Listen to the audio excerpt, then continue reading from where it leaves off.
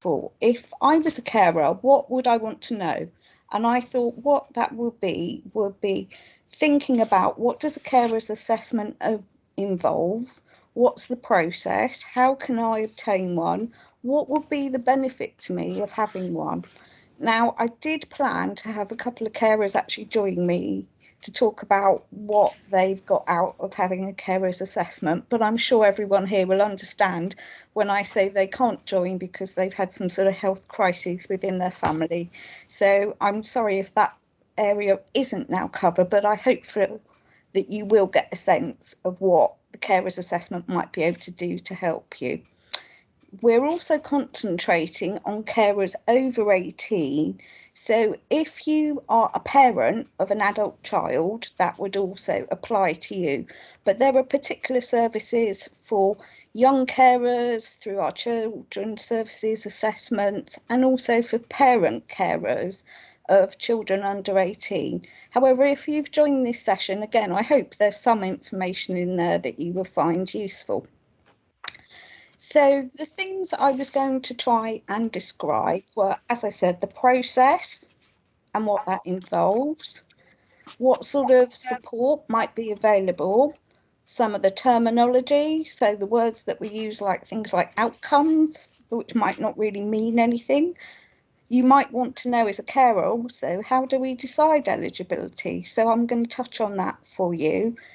How to request an assessment and some of the next steps that might follow on from that. So one of the first things I thought it might be useful to do also is to sort of debunk and demystify a couple of misunderstandings, because quite often I get asked, well, it's called an assessment, but it's not an assessment on the judge or a judgment of the type of care you provide. So it doesn't also link or depend on your financial status. Don't do anything though, because if it changes anything, I'm going to be lost. Whoops. You won't be able to use any other. I don't know if people heard that because we seem to have had a slight interruption there. I was just saying that it was a carer's assessment, but it isn't a judgment of the type of care you provide. It doesn't link to your financial status. It doesn't depend on the number of hours that you provide care, whether you're living with the person, whether the cared for person receives services funded by Dorset Council or privately. It also is not carer's allowance, because of the similarities in the name. People quite often think that's what we're talking about, but that's actually a national benefit provided from central government for the Department of Work and Pensions. So if it isn't any of those things, you might be sitting there thinking, well, what is it then? So what a carer's assessment does, it's a chance to focus on you, not the cared for person. It gives you an opportunity to discuss your circumstances, think about what would make a difference in your life, what support would help you in your caring role. And from that, we would potentially go on from that discussion and record that information. We also tailor to the individual any discussions and thoughts about what it is. And you might have heard the term bandied around person-centred. So that's really what it is. It's looking at you as an individual. We are also working out if you're eligible for services. And if you are, then we might move on from that on a collaborative plan to try and move some of those things forward. So one of the other important things to know is that it's underpinned by a piece of legislation called the Care Act. This came in 2014. And again, you might be thinking, well, that's a 7-year-old piece of legal jargon. What impact does that have on me as a carer? But the important things for you to know as a carer is that that piece of legislation sets out local authorities' duties in relation to assessing people's needs, working out their eligibility for public funded care. It also, in that, recognised more strongly the carer's role and also gives us a framework so that we've got consistency to sort of look at what topics might be important to you in your life. So the format of that carers assessment is that you would normally have a conversation with a DC member of staff. You might complete a form yourself, either on paper or online, or you might do this sort of as a guided online assessment, or also guided on a piece of paper with another worker and then submit it. So there's various formats you can go through. The sorts of topics we would discuss are things like describing your circumstances, who you're looking after, how long you've been doing it, how does this affect your life, your feelings about that. Are you able to continue caring? How are you coping? How are you feeling yourself? We might check your well-being. Are you getting disturbed nights? Are you struggling to go out to the shops? Are you missing appointments? Those sorts of things. We would also talk about benefits, other things that might help you. So might be the fire service doing a home safety check, sorts of community resources like lunch groups, that sort of thing. Have you got a blue badge so that you can park somewhere nearer to where you need to go? Are there alternative transport schemes? So the pressure's taken off you as the carer by using a disabled volunteer driver scheme, etc. Have you got a contingency plan? What would happen if you were unwell for whatever reason and your loved one or your neighbour, whoever you may be supporting, didn't have you around to provide their care? Another obviously big issue at the moment is the impact of COVID and how you're living with this. And that's another topic that we will cover. So that all sounds like lots of sort of doom and gloom and things that are negative things in your life, but we also look at strengths, and that's about identifying things in your life that are going well, and can we build on those? So it might be that you're really managing someone's medication, you've got fabulous family support, the GP has good rapport with you, could be there's a fantastic peer support group locally. So we're trying to look at all those things and see if we can take advantage and build upon all those good things that are already happening in your life, or that skills and knowledge. You know, you might have had previous experience that relates. So you might have been working as an accountant and find the benefits forms are a doddle to fill in, all those sorts of things. One of the other things that we also are asked to look at is outcomes, and that's a term that you might have mentioned. And you might be sort of thinking, well, what is an outcome? What does this mean to me? You know, so I think the important thing to remember with that is it's a change, a result. It could be the situation at the end of a process. So we'll consider some of the main things that you want to achieve, and they could be quite small things. It could be doing tasks around your house without interruption. It might be just going for a coffee with a friend. So all these little things that maybe give your life more importance and help you managing your caring role are the aspects that we try and cover in the assessment. So we also then go back to our friend, the Care Act, because that gives us quite definite guidelines about things that we could consider.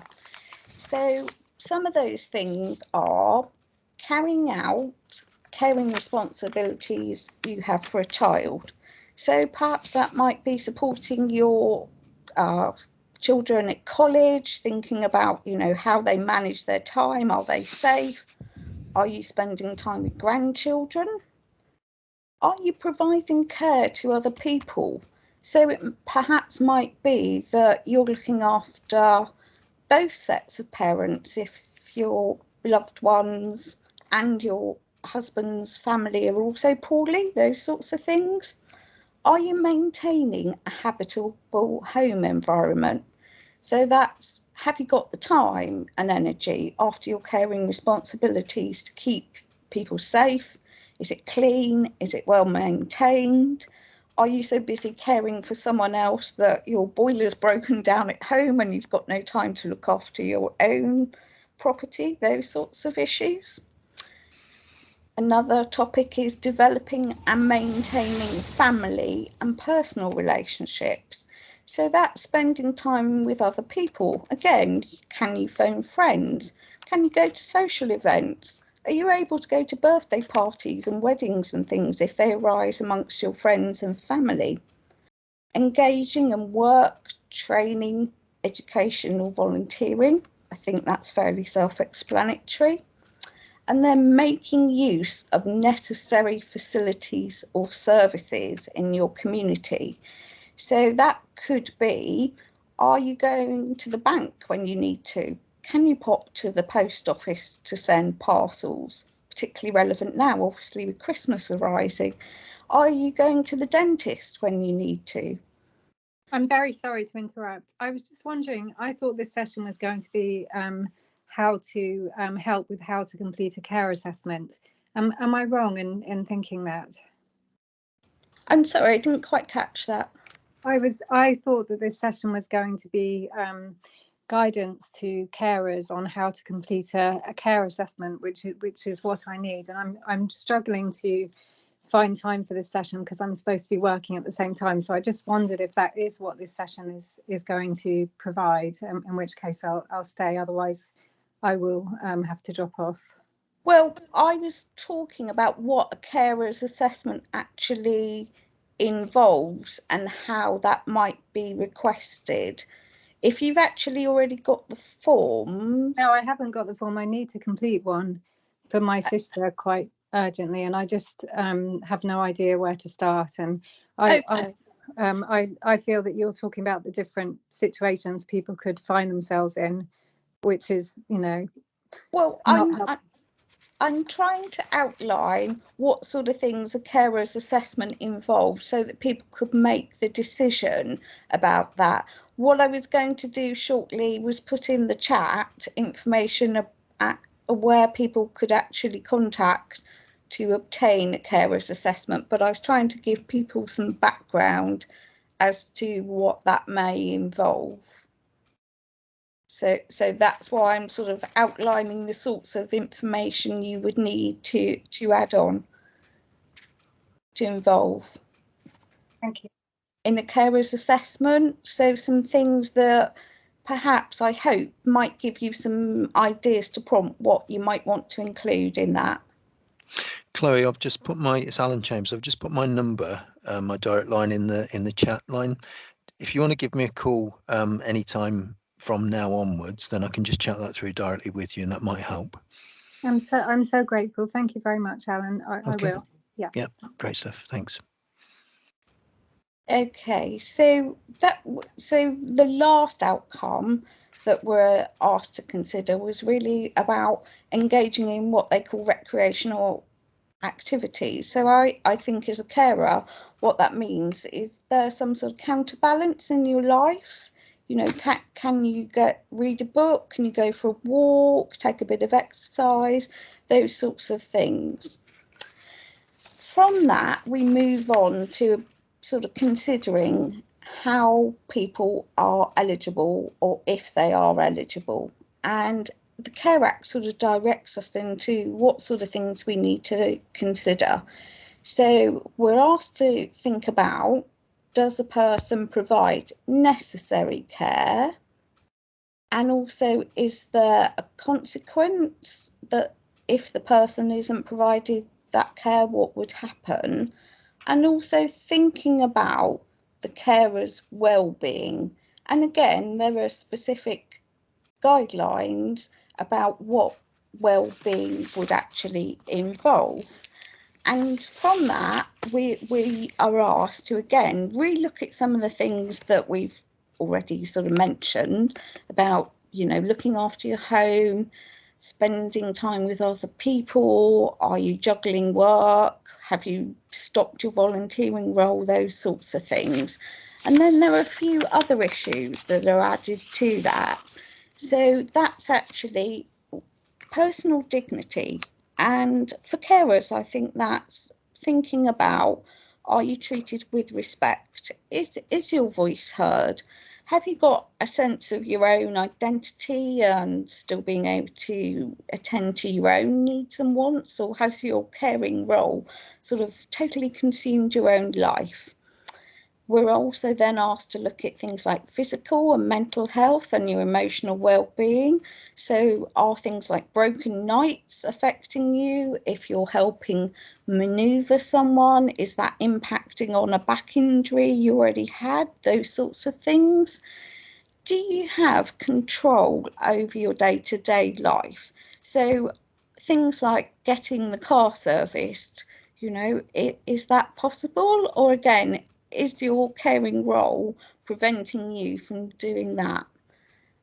We're also asked to look at things like protection from neglect and abuse. So that could be perhaps a symptom of your loved ones or the person you're caring for's condition. There might be some sort of aggression or some sort of behaviour that makes it difficult to interact with them. Or is the neglect not looking after your own health? As I previously mentioned, is it thinking about things like you've delayed having that operation on your knee because of your caring role and your concerns about looking after someone? Other things we're asked to look at are social well-being, and which is a bit of a strange term, but I think that means sort of, do you feel valued by people? Are you connected into your local community? Are you having chances to meet other people and be involved with things, form new friendships if perhaps you've moved here from a different area to be closer to the person you're supporting, those sorts of things. We're also asked to consider economic well-being, and that's looking at really sort of financial security. Is your tenancy okay? Can you pay your bills? There's also things about looking at the living accommodation. So does it meet the needs of the person? And also we are suggested to look at your contribution to society. Perhaps you were a member of the parish council, or you had a role in the church locally, or you were doing some volunteering to keep footpaths open, all those sorts of things.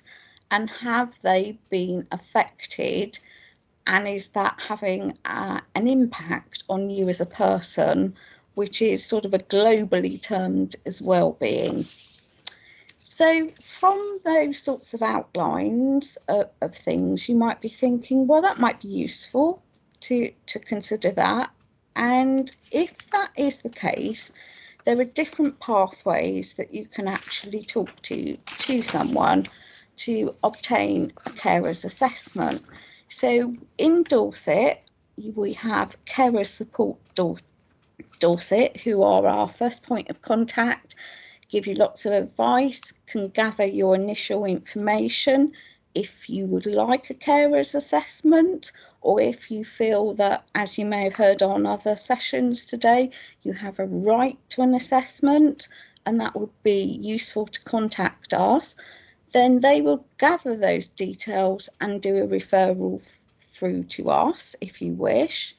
We also have a team based over at County Hall who will take calls if you wanted to self-refer in and just make that contact, who are called our Adult Access team. There's also a website that you can look at as well, and that will help you to get onto our systems and trigger off a carer's assessment, and myself, one of my other colleagues in Dorset Council, will come over and make that initial contact with you via phone or online, email, etc. There's also an unpaid carer inquiry form online on our Dorset website that you can complete. So if you're working, it doesn't matter, that can be done at the weekend or in an evening, whenever that works for you. We also sometimes, with your consent, might get a request to complete an assessment via health colleagues, district nurses.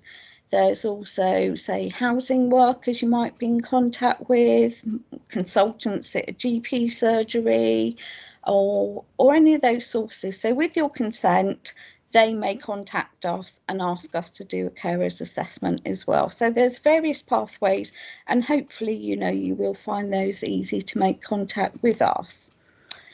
Depending on the sort of things that we've discussed and have come out during your carer's assessment, we then would potentially progress it onto a next step. So if there are some things that are available from Dorset Council, such as a short break service, which allows you to have some replacement care to do a little bit of time to yourself to do different activities or tasks.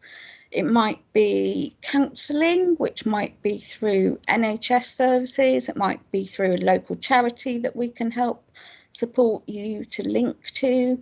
It could be things like going to a local carer support group so you can talk to other carers.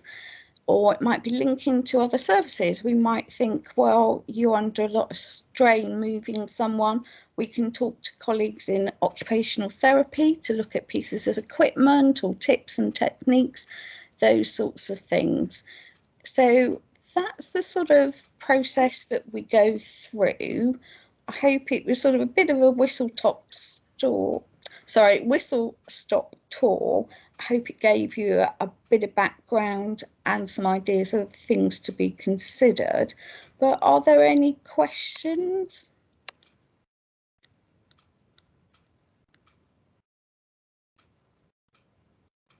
I'm sorry, I can't see if anyone's got their hand up or if there's anything actually in the chat bar at the moment. So no questions at the minute then. We've just added a couple of links to websites in the chat bar. So Carer Support Dorset, the link is in there now, and there's a link for the Adult Access contact address as well.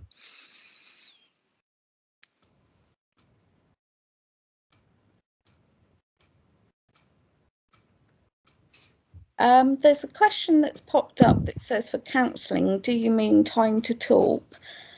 Time to Talk is a service that Dorset Council have commissioned. It is one of the options that we have available. We also have colleagues within the NHS that work for the Steps to Wellbeing service. We also have the Leonardo Trust, which is a carers charity in Dorset, who also provide a few sessions of counselling, which they will actually fund. So depending on what actually arises, maybe even waiting times or convenience to when that service can be provided, we would try and work with the person to find the most appropriate sort of choice for them and then try and develop that. So I hope that helps answer that, Brian. Alan's also recommending that there's information on the Dorset website.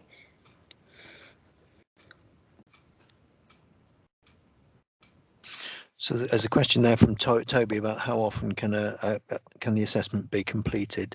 So the answer is anytime anything significantly changes. So we can review a carer's character assessment at any point when somebody requests it. Sometimes there can be a delay just because of pressure of work, but if there's a significant change that's impacting on that carer, then we can redo the character assessment. Routinely, we should be reassessing once every year, and that should be done alongside any assessment that's completed with the cared for person as well. So every time something changes with a cared for person, we should be considering what's happening with the carer as well. Yeah.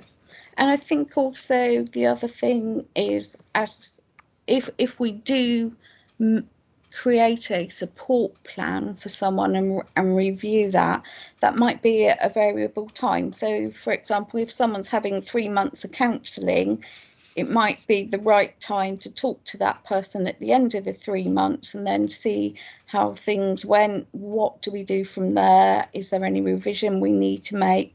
What other issues may or may not have arisen? or has that actually helped resolve the situation? So there's a variable thing. I think it's also important to remember we're trying to individually tailor that to the person and provide that sort of holistic service to someone, so to try and match their needs and what might, as I said, help them, you know, feel comfortable and able to continue in their caring role if that is what they wish to do.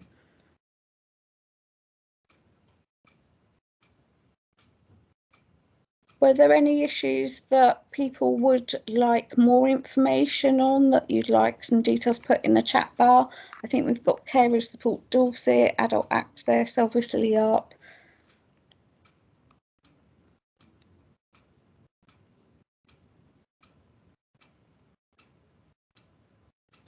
Could I just ask, is there currently a long waiting time for an assessment?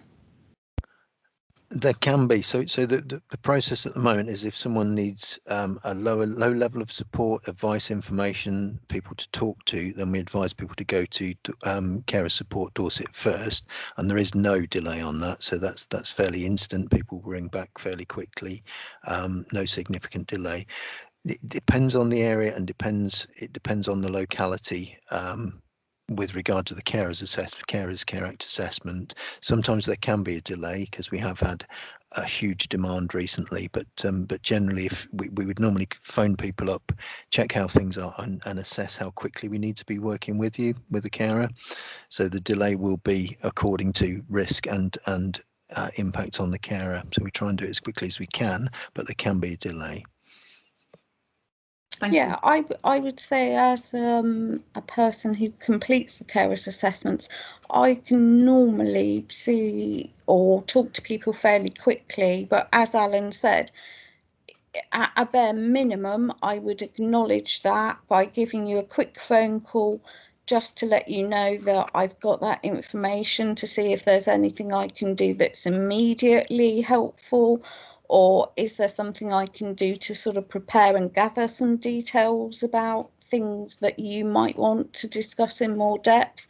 So there is a sort of a fast response, just to make that link with the person and let them know that there is someone there, and that they are supported and there is contact and services. So because a lot of people, particularly during COVID, I think have felt completely isolated and disconnected, or have felt abandoned, or found it hard to find out about things that are available.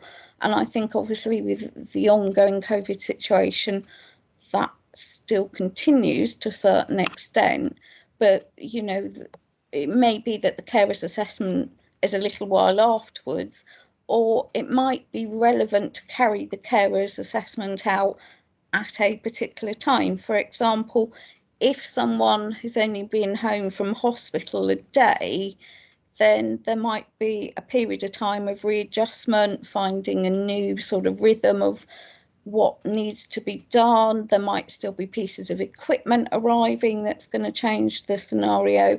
So again, it might be timely to do a carer's assessment in a month, for example, when things are maybe a bit settled.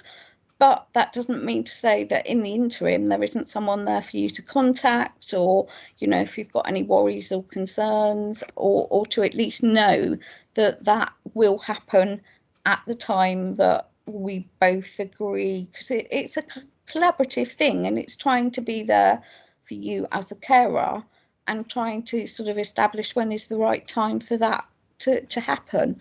For example, I have got a lady who I have already made contact with, but her care agency starts in the middle of December. So we've agreed I would talk to her sort of at the end of December, when she's had a couple of weeks to sort of see how that goes, and does that relieve some of the pressure on her. So is that the sort of thing that is helpful to know? Yes, thank you. So Kate made a sorry, I'm losing the cursor. Kate asked if a cared for person dies, is there an option for the carers carers to come through to us for support for bereavement services, or support for a possible carer going back to paid employment. If we're involved, we do provide a little bit of support at that point, because it's a difficult point for everybody, but we don't do specialist bereavement support. My understanding is that comes through referrals via GP to Steps to Wellbeing and that kind of thing, for anything specialist. I also have suggested, and people have found really helpful, crews. And we've had a little bit of conversation that someone has sometimes, where a person has passed away, it's been helpful to just talk to someone and know things about the Tell Us Once government website. So it might not be sort of a full assessment or something like that, but we certainly wouldn't, you know, leave someone without any sort of assistance at all, trying to sort of find the right service from you. And the Leonardo Trust, I have also referred to people to them, because they can help with people who've passed away and you know, getting counselling for accepting those changes. So, and they need someone to sort of do a professional sort of involvement in the referral. So if that's all I can do for a person, I feel as a carer support role, that's not inappropriate, and I would certainly do that to help anyone if that was helpful. So we're more signposting and linking people Yeah. to people who can help at that point, rather than providing that service directly. Yeah. Are there any other queries that people would like to ask? I think I saw a message pop up on the screen that Kate maybe said, could she have a look at the form? Yeah, and I don't think the form's available online at the moment. We've been talking for a while about having a portal whereby people can access those forms directly on our website, but that's not available at the moment. So if people want them, I think they're sent out by email generally at the moment. Yes, yeah. I mean, that's certainly something I can do for people if they want to have a look at the sorts of things first of all. But I think it's just filling in. What I've tried to do is, Kate, is to respond to the sorts of things, because if you read something on there that said about what is your economic, you know, well-being, or can you describe what outcomes you want to achieve? And unfortunately, the form, although it seeks to gather the right information, it might not be, you know, you might be sitting there thinking, what on earth is that talking about? And those are the sorts of things I've tried to sort of describe today. And certainly if I'm talking to someone and they would like to see it, I would email them a copy of that form and just sort of say, if you're not sure of the terms, or I would actually back that up and put a little message or give them a ring and say, look, this is the sort of thing that we're asking, just in case you're puzzled about, you know, are you making use of community resources? Doesn't make you think, oh, can I go to the GP surgery when they ask me to come in for my vaccinations, those sorts of things. So we can send that out, but I think it's useful to have a little bit of a conversation with someone about what that is, so that you've got a bit of, not guidance per se, but perhaps a little bit of demystifying of the terms, if that makes sense. Did that help, Kate?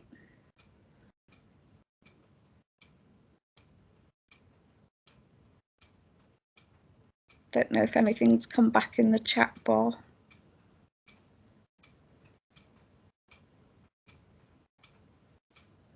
Oh, yes, Kate, I can see your messages now come up. Are there any other topics that people would like to have clarified? I mean, perhaps it would be helpful if it's a shame we haven't actually got some carers involved today, but certainly, you know, so I think they would reflect to anyone considering having a carers assessment that actually having that opportunity to talk to someone independently about their own circumstances is really useful. Some carers have actually cried when I've contacted them because they're just relieved that someone has actually taken the trouble to just say, well, how are things with you? How are you coping? What do you need? And that is really what a carer's assessment is about. But everything is quite often so directed to what the cared for person needs and focused on them that the carer sort of gets lost somewhere within that scheme of things. So that could be just something as simple as that someone actually saying, what's it like for you? You know, and bother to listen, tell me about it, can be really helpful. It's also helped people obviously take a few breaks to know about other things that are available. Other people from that have joined in local support groups and they found that really helpful, having that shared understanding with other carers.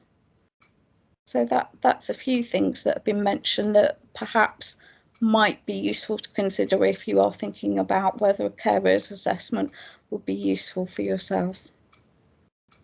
I just wanted to apologise, Lynn, it's Chloe here, because I think I misread the title of the session, and I think I thought it was about completing an assessment for the person who needs the care as opposed to the carer who are caring for them, and that's why I didn't understand. So just apologies for interrupting your talk, and I'm going to give you a ring, Alan, later on. That's okay. Yeah, that's absolutely no problem. And I think actually, Chloe, what you've said is probably a really valid thing, because as I was just saying, you know, a lot of things are geared up towards the cared for person, and actually for the carer, not really even realizing there is potentially something for them in their own right, or, you know, it is really useful. And understanding the sort of the difference between a carer's assessment and a carer needs strength-based sort of assessment for the person you're looking after is really important. So I thank you for that and making that a lot clearer,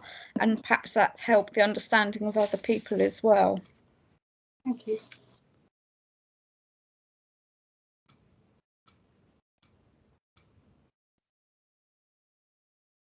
Alan, you're muted. Sorry, I was just saying if there's are there any other questions, any other comments that people want to make? Anything else we can help with while we're here? No, nothing coming forward. But there's lots of other sessions today, isn't there? And there's Carer Support Dorset as well.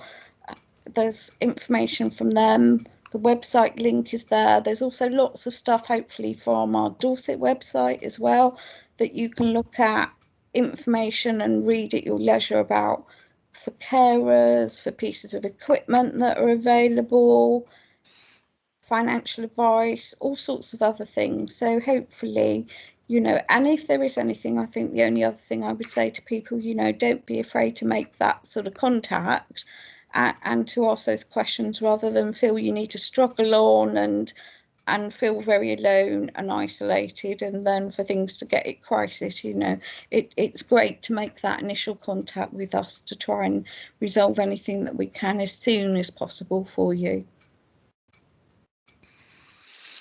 Okay, so if there's no other comments, no other questions, we'd just like to say thank you very much, everybody, for joining us today. Yeah. And thank you for the questions and so on, and sharing your knowledge as well, other people. And enjoy the rest of your day, everyone. Yeah. Okay, thanks very much. Bye. Bye. Thank you.